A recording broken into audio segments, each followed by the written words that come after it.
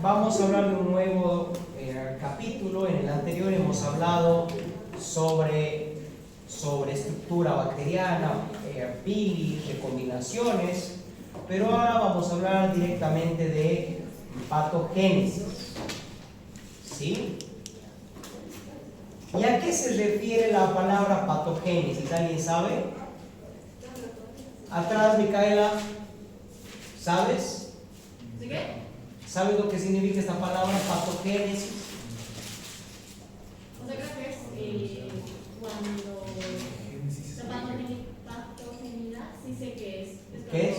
Hace daño, digamos. Cuando un agente produce daño en el huésped, digamos. Doctor, ¿la patogenicidad no tiene que ver con los efectos que causan? Los efectos que podría causar. La patogénesis podría ser una característica, ¿cierto? Sí. De producir ¿qué? Enfermedad. El inicio de la enfermedad o las estructuras y los mecanismos que forman la enfermedad o que dan lugar a la enfermedad. Y van a ver ustedes un montón de patogénesis y lo van a relacionar con la fisiopatología, por ejemplo. ¿Cuál es el funcionamiento del cuerpo cuando hay enfermedad? La forma en la que funciona la enfermedad en ese cuerpo. Y ahora nosotros vamos a ver la patogénesis bacteriana. ¿Cuáles son las estructuras de la bacteria que me van a causar una enfermedad? ¿Por qué? Y justamente esta frase que está en el libro está bastante buena, de que la patogenicidad es como un oficio altamente calificado y no todas las bacterias no son capaces. Hay muchísimas bacterias de la flora bacteriana que nosotros encontramos en el ambiente, de que estamos en contacto a cada rato, que no nos producen enfermedad, pero hay ciertas características bacterianas que me van a llevar a que esta bacteria me produzca enfermedad. Y pato significa justamente enfermedad, ¿sí? Entonces, justamente en este capítulo, que lo vamos a seguir hablando en la siguiente clase, vamos a hablar de los mecanismos que hacen que una bacteria sea patógena, que me cause enfermedad, ¿sí? Y aquí, bueno, hay algunos conceptos. A lo que es patogenicidad como tal, es la capacidad de cualquier especie bacteriana para poder ocasionar enfermedades. Un patógeno va a ser la especie propiamente dicha, de que en el momento en el que se presenten las circunstancias, se da la enfermedad. Por ejemplo, yo tengo la enfermedad llamada tuberculosis. ¿Y cuál es el patógeno que me causa la tuberculosis? El Mycobacterium tuberculosis. ¿Se entiende el concepto? ¿Ve? Y el Mycobacterium tuberculosis va a tener mecanismos de patogenicidad para producir enfermedad. Y eso es lo que nosotros vamos a estudiar a lo largo de lo que es este módulo. ¿Cuáles son los mecanismos de las distintas bacterias que me van a llegar a causar lo que es una enfermedad? Y luego tenemos un término que es virulencia. Y que con la virulencia yo puedo graduar la patogenicidad. O sea, cuán virulento es cuán patogénico es. Y tenemos algunas bacterias que tienen baja virulencia. O sea que la reducción de producir enfermedad o la capacidad de poder, o sea, de lo que es poder producir una enfermedad, va a ser baja. Por ejemplo, el Streptococcus salivarius se encuentra en la flora bacteriana. Es muy complicado de que pueda producir enfermedad, ¿sí? Se da en ocasiones muy específicas, pero también podemos hablar de moderada virulencia, de que estas ya me pueden provocar enfermedad más frecuentemente, como lo que es el E. coli. Se encuentra universalmente adentro del colon, pero si se va hacia otros lugares, por ejemplo las vías urinarias, ahí tenemos enfermedad. Si es que está en el intestino, bien. Si es que está en el colon, todos felices. Si se mueve a las vías urinarias, problema. Ahí sí me puede causar patogenia, ahí sí me causa enfermedad. Y tenemos alta virulencia, como por ejemplo Bordetella pertussis. Y con esta Bordetella pertussis nosotros vacunamos. ¿Por qué? Porque es una bacteria de alta virulencia, se esparce rápidamente y es altamente infecciosa. Y un término bien importante que va, lo que es alta virulencia, ya me va a provocar enfermedad cuando se encuentre. Yo si encuentro en una persona Bordetella pertussis, yo directamente ya sé de que esa persona tiene tos ferina. Es muy raro encontrar a lo que es esa bacteria sin la enfermedad, ¿sí? Y son bacterias de que siempre me van a causar enfermedad. Si yo la encuentro es porque hay problemas. Si encuentro E. coli, puede ser que esa muestra esté contaminada por heces fecales. Y si la persona está bien, no hay problema. Aquí lo mismo puede pasar con algunos estreptococos que vamos a ver más adelante. Yo lo puedo pilar en la flora normal.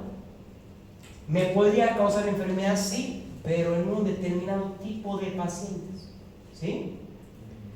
Y luego hay lo que es extrema virulencia, lo que aparte de lo que es alta virulencia y lo que les he mencionado,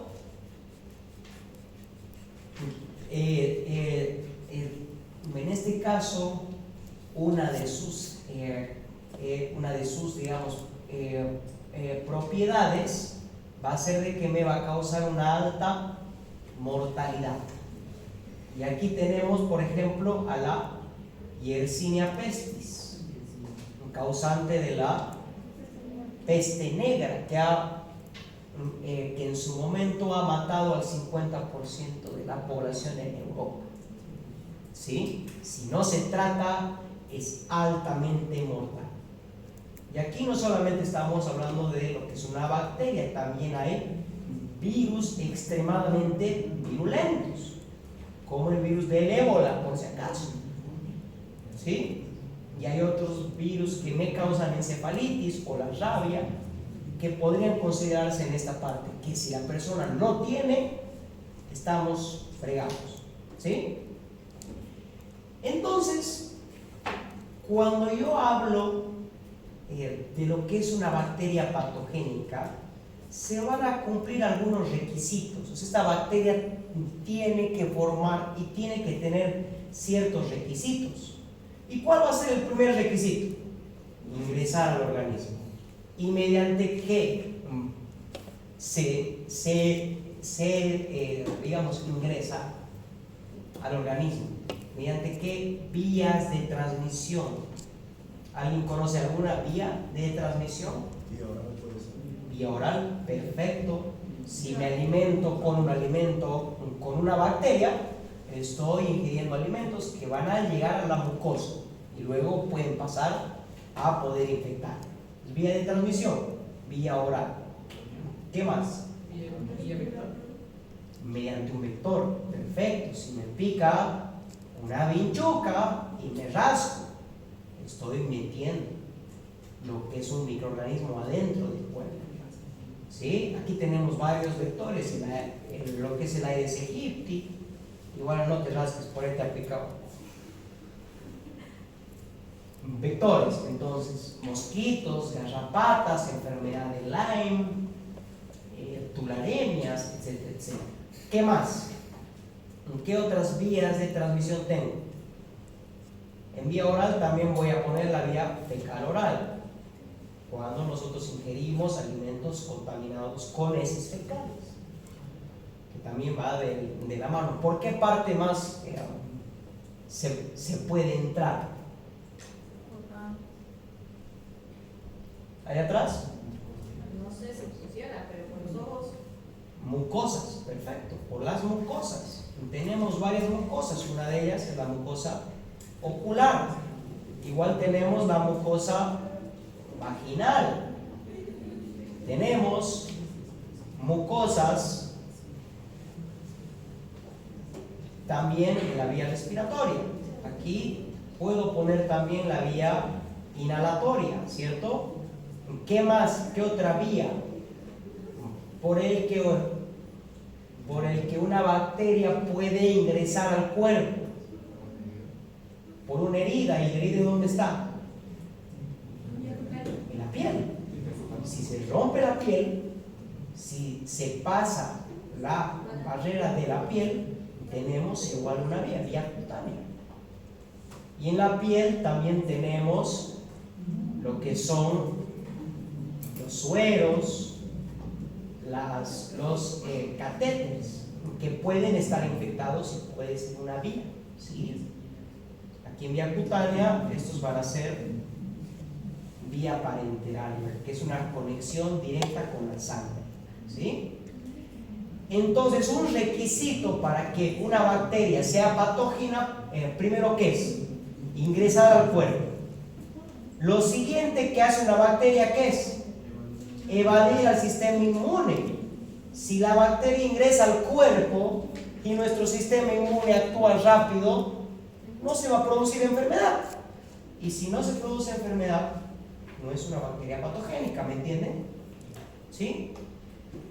Entonces, aquí vamos a ver muchísimos mecanismos por el que una bacteria puede evadir el sistema inmune. Un sistema inmune que ustedes ya conocen de memoria, ¿no ve? Sistema innato, sistema adaptativo, vamos a volver a hablar de eso. Luego necesita ¿qué? Necesita multiplicarse.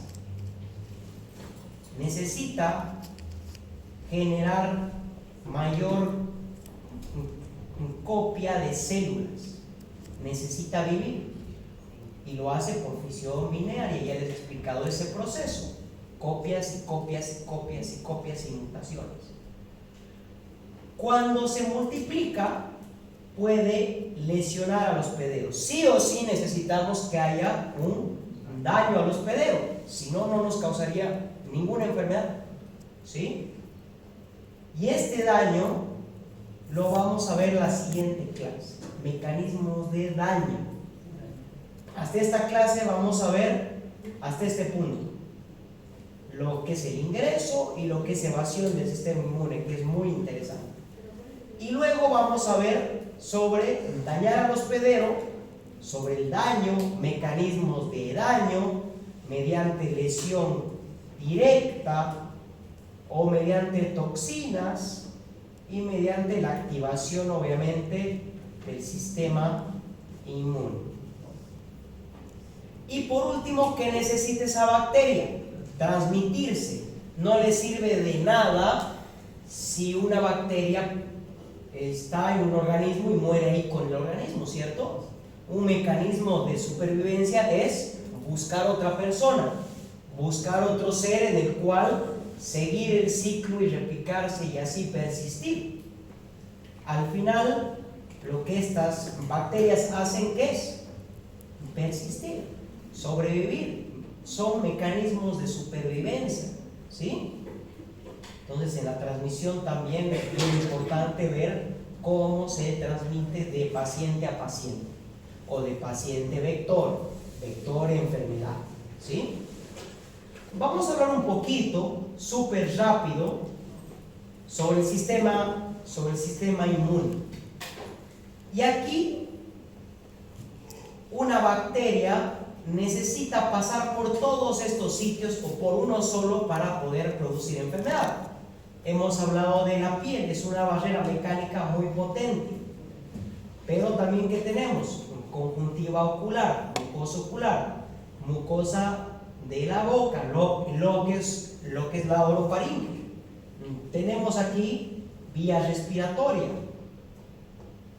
tenemos el oído medio y los senos paranasales, el tracto respiratorio inferior, tracto y lo que es el estómago. Tenemos el tracto intestinal, que este tracto pertenecería al tracto gastrointestinal, y tenemos mucosas como la vagina, y con la vagina la vía urinaria. Entonces, aquí hay varias características que no necesito que se las aprendan, por si acaso no les voy a preguntar esto, pero sí quiero mencionar esto.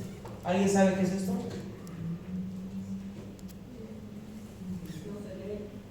¿No se ve nada? Yo lo veo. Está muy lejos, pues vengan aquella asientos. Se lee IgA, inmunoglobulina A, y la inmunoglobulina A se sintetiza, fíjense, en las mucosas, en conjuntiva, en la orofaringe, tracto respiratorio superior, tracto respiratorio inferior, incluso en el tracto intestinal. Y la inmunoglobulina A va a ser una línea de defensa de que nuestro cuerpo tiene, una línea de defensa adicional. Las inmunoglobulinas son sintetizadas ¿por quién? ¿Quién se acuerda? Los linfocitos B, que se convierten en células plasmáticas, ¿sí?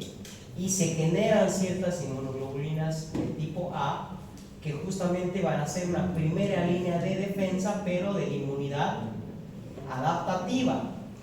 Yo no voy a tener inmunidad, o yo no voy a producir IgAs sin antes haberme enfermado. Yo necesito lo que es una exposición previa para que luego esas mucosas puedan tener IgAs en las mucosas, ¿sí? Pero aquí hay varias bacterias que se dan a repetición. Podemos tener muchísimas infecciones, entonces esa persona va a tener IgAs circundantes para poder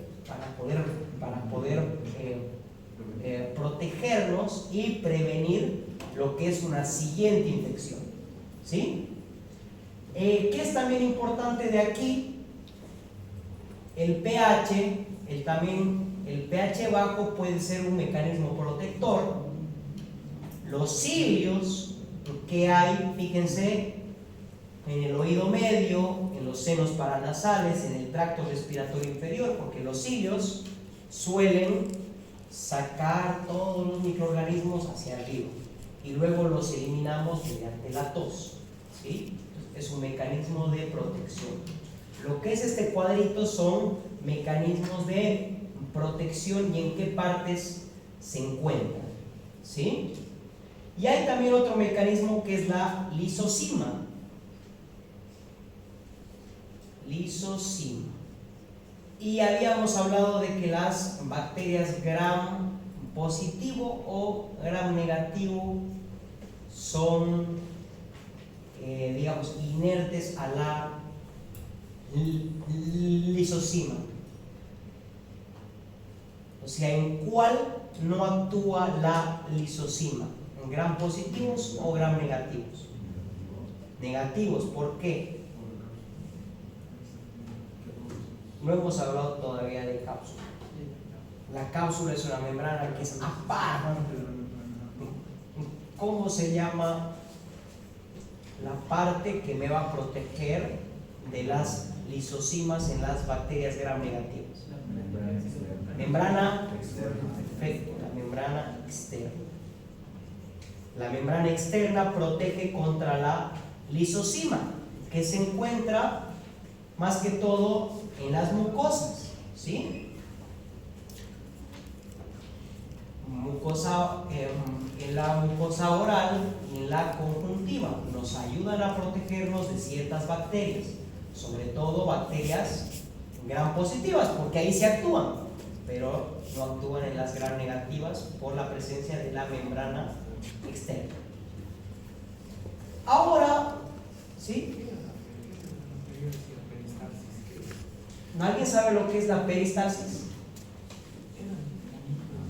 el movimiento de los intestinos, el movimiento El bolo alimenticio. del bolo alimenticio, el movimiento de lo que es el intestino, porque lava las bacterias, moviliza las bacterias y no permite de que estén en un solo sitio, que se asienten, que se adhieran más que todo. Evita lo que es la adhesión a lo que es una parte. Y si la bacteria no se adhiere, no se multiplica. Si se elimina por las heces fecales, no va a llegar a adherirse a ningún lado, no se va a multiplicar y no va a generar enfermedad. Y la peristalsis, ¿dónde se encuentra? Un tracto gastrointestinal y un poquito en el estómago. Luego toditas, ni uno. La peristalsis también es un mecanismo protector. Y esto es muy importante, bien que lo has hablado, porque hay un cuadro que lo voy a poner aquí, ¿sí? Es un cuadro que se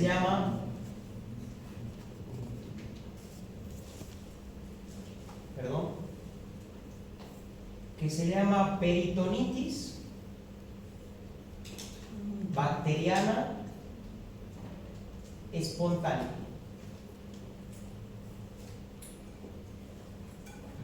Saben de que lo que es la inflamación en el peritoneo es algo grave.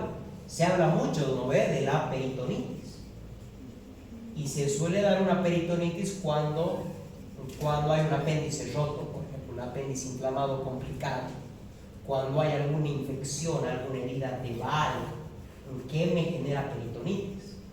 Pero ¿qué pasa cuando hay una parálisis intestinal, más conocida en medicina como el híleo? El híleo intestinal significa de que ese intestino se paraliza. Y si se paraliza el intestino, se pierde la peristalsis.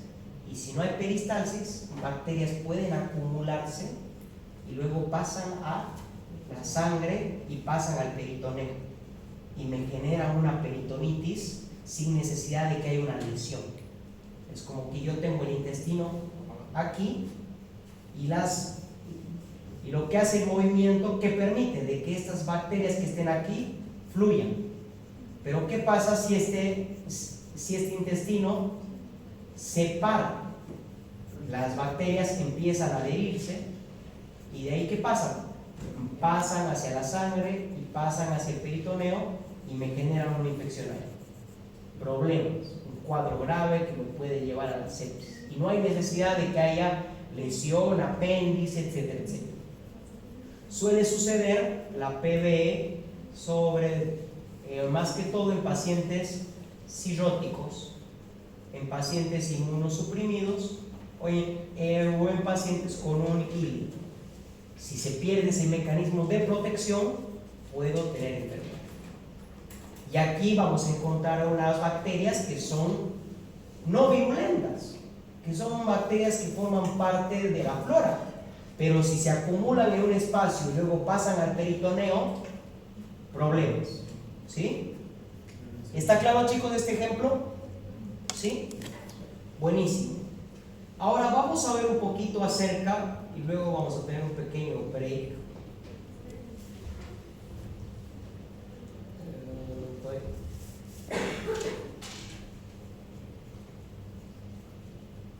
Ahí. Vamos a ver de que hay algunas bacterias que necesitan cierta dosis para producir enfermedad. Por ejemplo, para que una persona pueda contagiarse de Salmonella typhi, la que me causa la fiebre tifoidea, que se da por vía oral, yo necesito 10 a la 5 células bacterianas. 10, 1, 2, 3, 4, 5. Necesito más o menos 1 millón de células bacterianas para yo poderme contagiar. Y si más o menos ingiero 10 a la 4, no me contagio, porque ahí mi sistema inmune es capaz de luchar y no generar enfermedad. Shigella, fíjense, la Shigella es más virulenta, necesita solamente de 10.000 a 100.000. Con eso, ingerido 10 células es nada. Si solamente una célula es microscópica, imagínense 10, es nada, está en una punta de lo que es un alfiler, incluso menos. Y ya con esto ya nos podemos enfermar, dosis productora de enfermedad. Y tenemos algunas otras, por ejemplo la cólera, fíjense, 10 a la 4 más o menos, Mycobacterium tuberculosis de 1 a 10. Entonces fíjense de que hay algunas bacterias que son mucho más virulentas, ¿sí? Y podemos nombrar más. Aquí les tengo otra lista. Por ejemplo, Mycobacterium tuberculosis es hasta menos de 10 y por inhalación. ¿Y qué me va a causar? Tuberculosis pulmonar, es bien infectante. La peste negra y Yersinia pestis, 1 a 10 bacilos, o sea, con una sola célula, esa persona ya puede tener la peste negra o peste bubónica. Es extremadamente virulenta y tiene una rápida progresión clínica. Y usualmente esta dosis infectiva se asocia con la virulencia. Y con la virulencia viene la gravedad de la enfermedad. ¿Sí? Mycobacterium tuberculosis menos de 10. O sea, si en una tosecita ya estás. Y puedes ya tener una infección latente, ¿no? Si alguien de aquí, por ejemplo, está con lo que es una infección activa de tuberculosis, no significa de que la entera clase va a padecer una tuberculosis primaria, sino que podrían tener aquí una tuberculosis latente, pero ya se va a infectar. Salmonella 10.5, 10.6, Vibrio cholerae, necesitamos una alta dosis, 10 a la 8, es altísima. Y aquí justamente eso menciona, necesita una alta dosis. ¿Por qué? Porque se va a transmitir por el agua y los alimentos contaminados. ¿Y cuál es el problema de la vía oral? Que esta bacteria necesita pasar por el estómago. ¿Y en el estómago qué hay? El ácido gástrico puede romperme todos los vibrios cholerae. Entonces necesita mucha más cantidad para poder romper esa capa, ¿sí? Entonces hasta aquí vamos a tener un break, ¿sí? 10 minutitos y continuamos con el primer paso, que es lo que es ingresar y la adhesión, cómo las bacterias se adhieren a las células. ¿Alguna duda? Buenísimo.